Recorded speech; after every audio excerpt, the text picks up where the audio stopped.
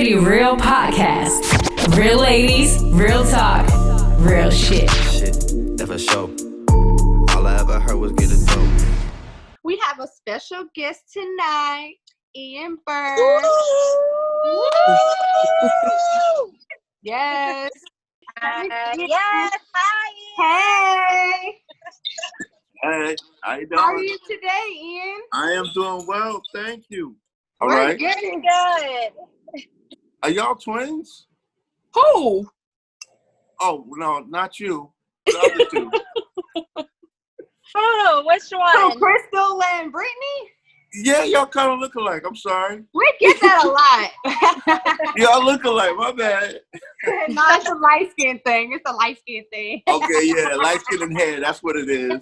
So, how you been during this quarantine? During this craziness? Going crazy. You know what I'm saying?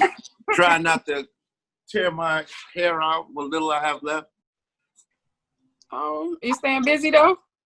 Yeah, I'm staying busy. I think, this quarantine thing has been like probably the best thing going in for me because I, was looking for a new direction to go in as far as the entertainment business goes. And I think I found, something solid that I'm very happy about, and I'm working on things. Okay.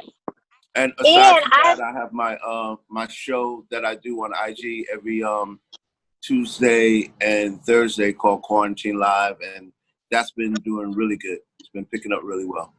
Wonderful. That's awesome. I've been dying to ask you. Now, I know you have to work with a lot of amazing, legendary people, especially women. I want to ask you, by us being all women and different personalities, what is it like working with a lot of women?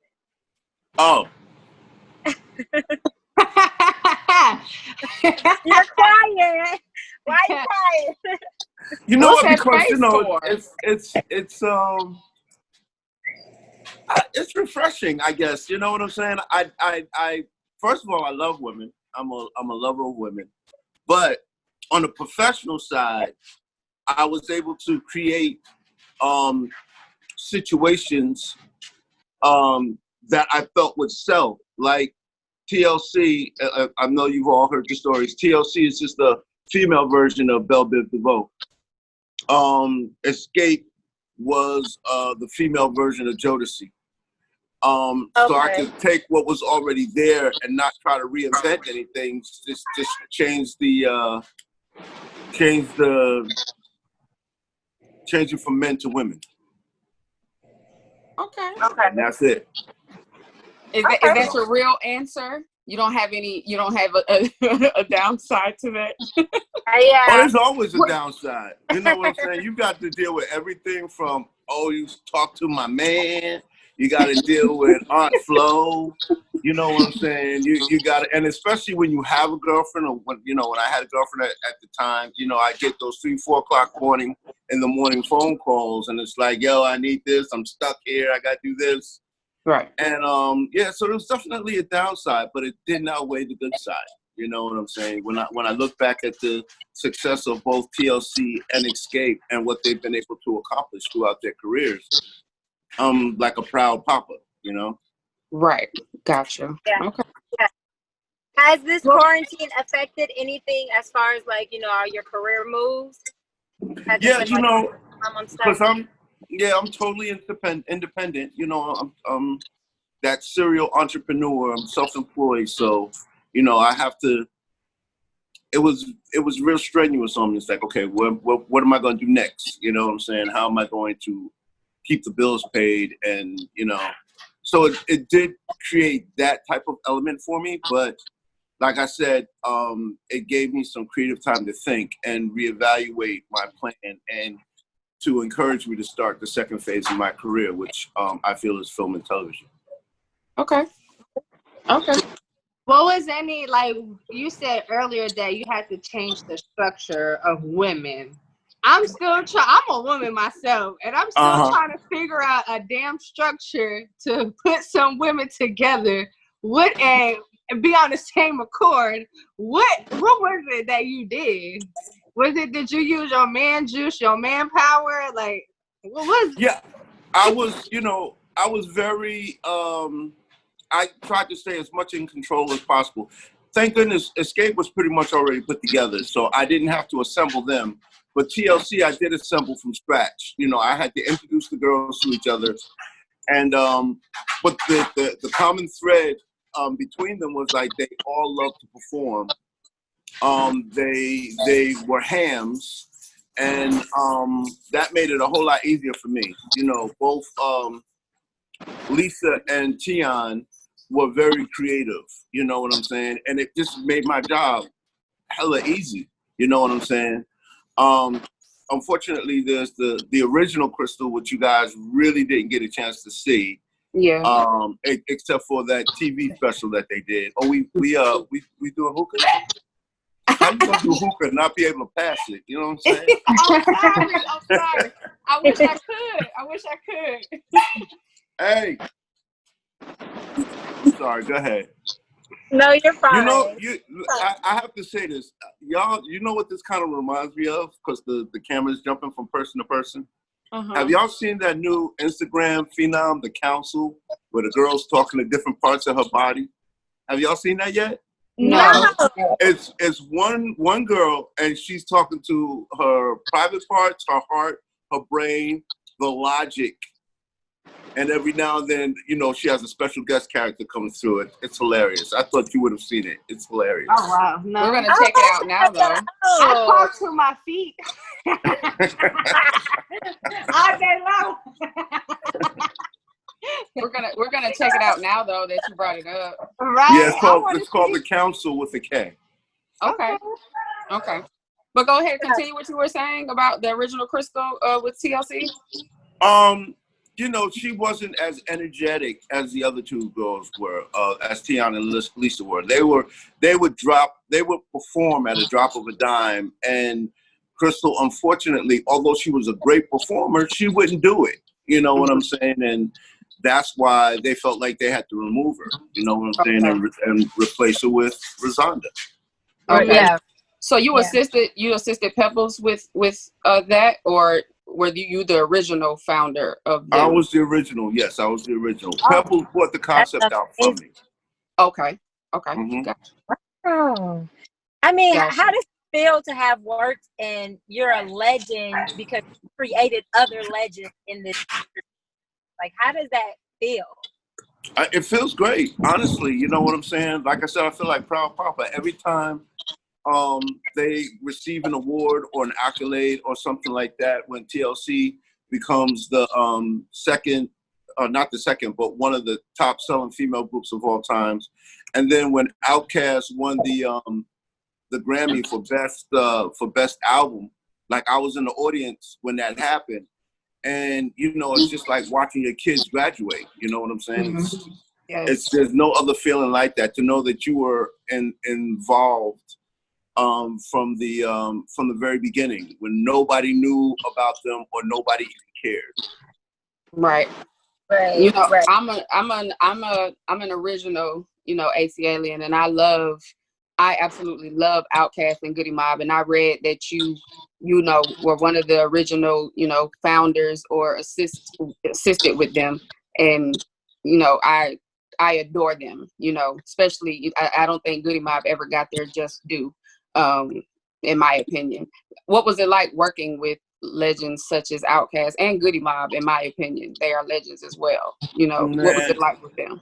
No, they're definitely legends. They just took a different approach, and they had the unfortunate position of playing behind Outkast. Outkast was, by the time they dropped their first single, Goody Mob, Outkast was being very heavily celebrated, and are the reasons why we're dominating in the hip hop world today. Yeah, it's awesome, you know, being a part of that, because we didn't have nothing. Like, during that time period, I was homeless. I was living at the dungeon with Rico Wade from Organized Noise, his mom, and his two sisters. There was a bunch of us living there, and we were sleeping on the floors and stuff like that. And we didn't know what we were building. You know what I'm saying? We just knew that we were on a special task. And man, it was interesting, man. I wouldn't trade those days in for nothing. that was an exciting time for me and my growth in the entertainment business. Wonderful, wonderful. I also read that you were one of the originators of the bass music. You know, I love that era, and that's priceless to me. That's priceless to me. Be Nice and I love that era. You can't duplicate that for nothing with me. You know what I'm saying? Right. What was that like? I was what I did. I wasn't the originator, but I was the first to sign a bass act to a major label. I was working with Elektra Records, and I signed the song Bankhead Bounce, the Bankhead Bounce. Right. With a young D-Rock from the Yin Yang Twins. He was like 15 years old when we did that deal. Yes. Okay. You know, so yeah, that was, you know, another standout point for me. I was glad to help give a bigger platform for that style of music. Absolutely. Ian, so what do you think about the music today? Did I mention I'm going into film and television? Yeah. You're like, yeah. Look, switch the subject. Yeah. Good job. No, listen, I respect those acts. I give them kudos. Most of them I would not have signed. But we're living in a different age. We're living in a different era. You know what I'm saying? These are kids listening to these people, and you know, Lil Yachty, the Migos, Uzi Vert. It's just not my cup of tea. But I give them all the respect and props in the world because they doing it. Right. They doing it. So.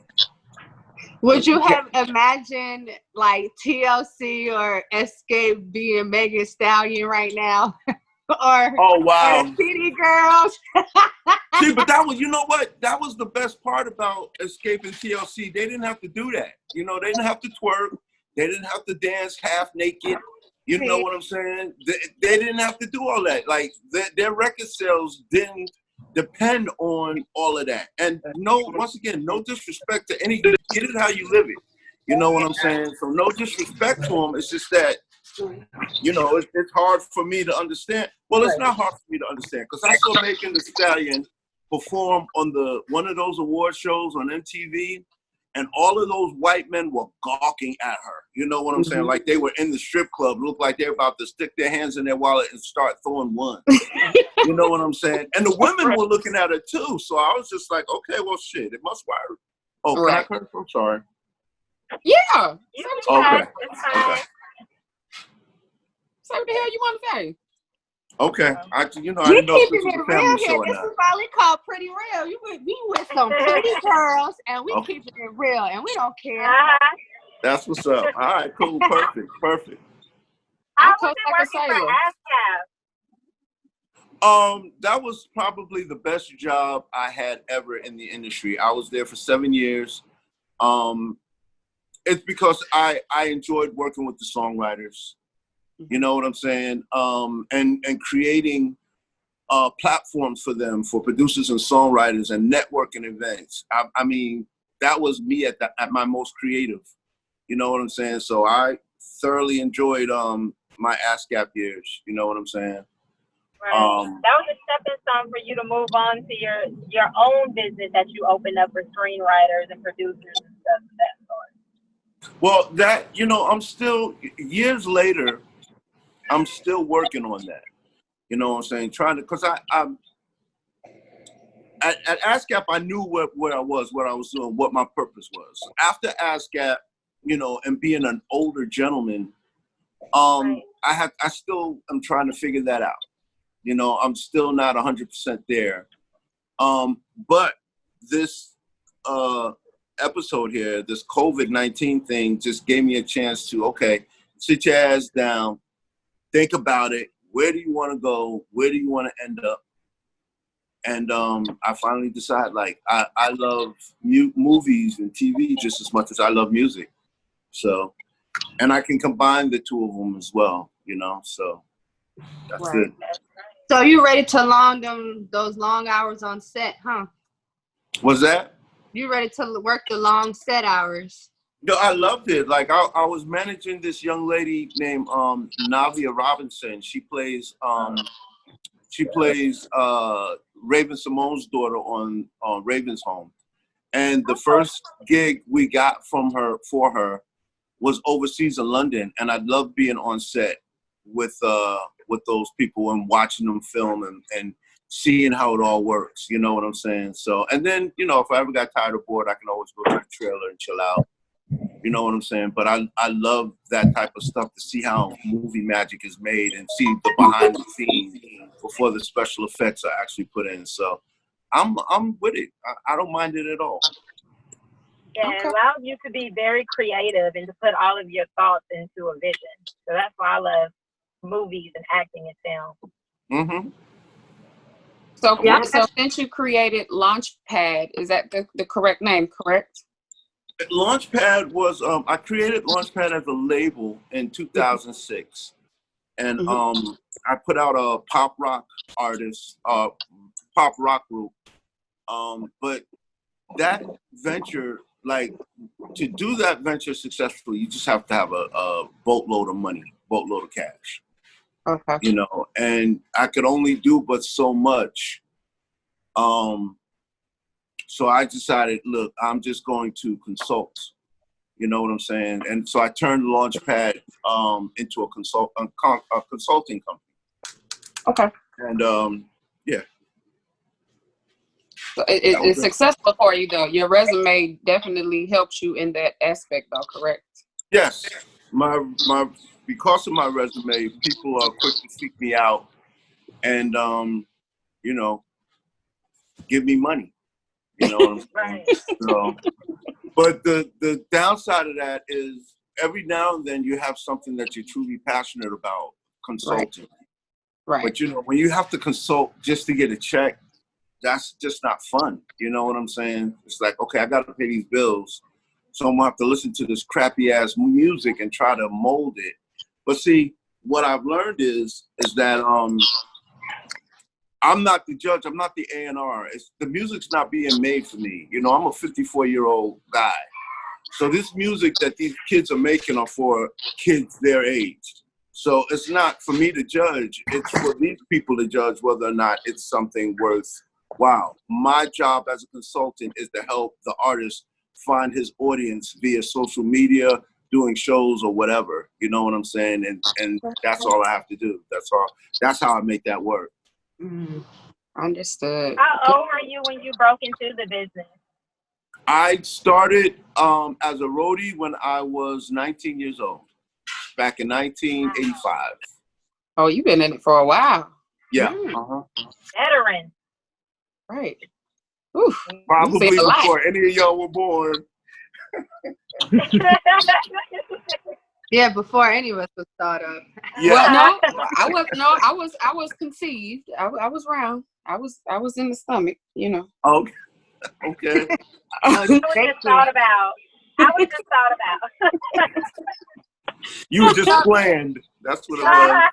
We're gonna have this kid. Right. Well, your resume is definitely impressive, and you have worked with some of our favorites, and you are definitely a legend, if not to the world, definitely in your own right, and you are a blessing more than you know.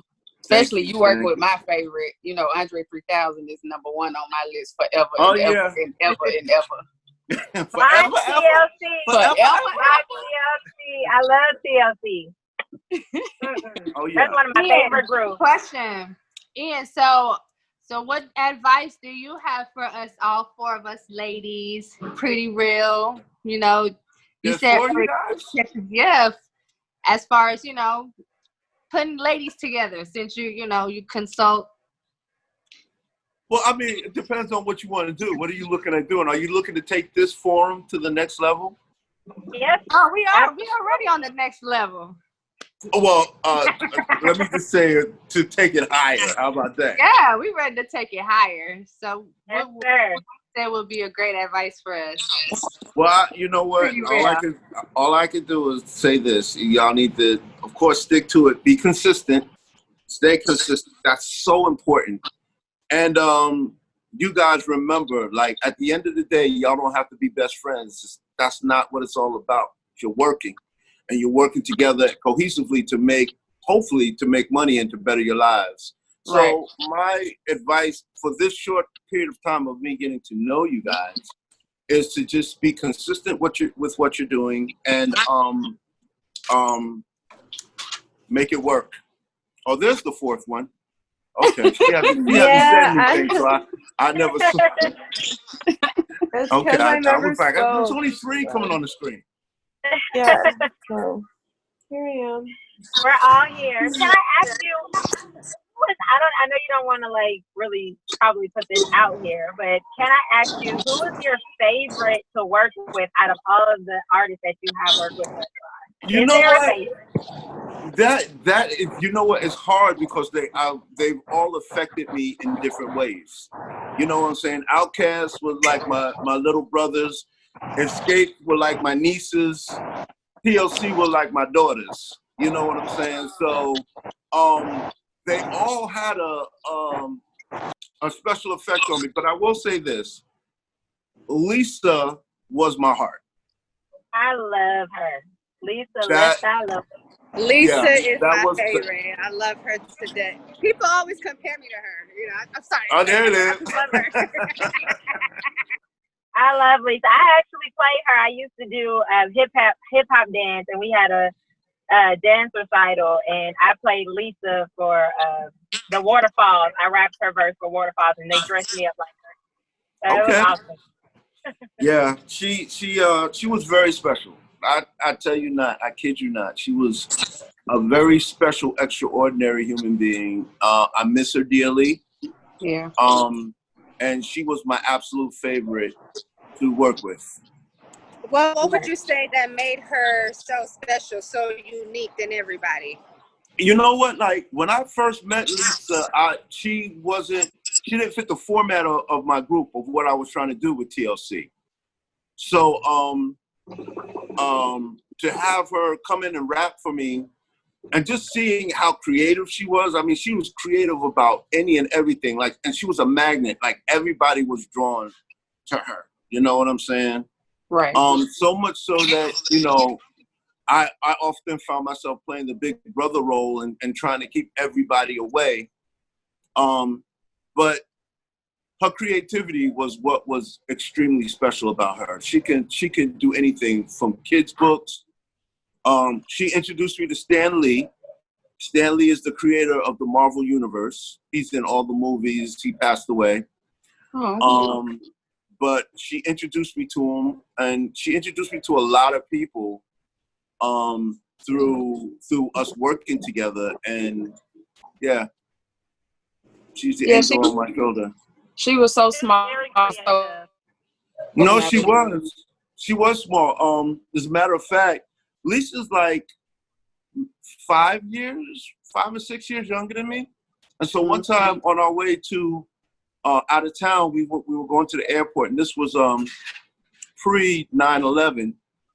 And she had on a long coat and her knapsack on her back, the cap on her head. And you know, we were checking our bags in, and I handed my ID to the guy checking the bags in, and he was like, "Oh yeah, no, your daughter doesn't have to show her bags. You know, her daughter, she good, she all right." You know what I'm saying? So just thinking that, you know, I was like, well, damn, I was a pretty young father when I had this kid, you know, but she was small, you know what I'm saying? But she was a big talent and an even bigger heart.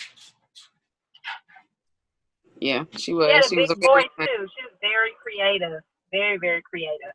Yes, she was. Ian, we thank you so very much for coming on the show, blessing us with your presence, and you know, just talking to us. I appreciate you. Absolutely. It was truly an honor speaking with you, and now we're part of the legendary history talking to you because you have done so much incredible things in the industry. And we really thank you for coming on the show. It was my pleasure. And I have it's so funny you making me relive the stuff. I have a surprise that I'm dropping for everybody real soon. So all these stories y'all about to hear all over again real soon. So. And where can we find everything, your platform, your social media? My best thing is Instagram is official_IANBURKE Ian Burke. I also have a Twitter page which is ORCA172, and my Facebook page, which is just look up my Facebook page. This was before before I knew, because I'm not even supposed to be on social media. Before I knew that I should just use one name for all social media. So now, now I got 3 different names. So. It's okay. That was your alter ego.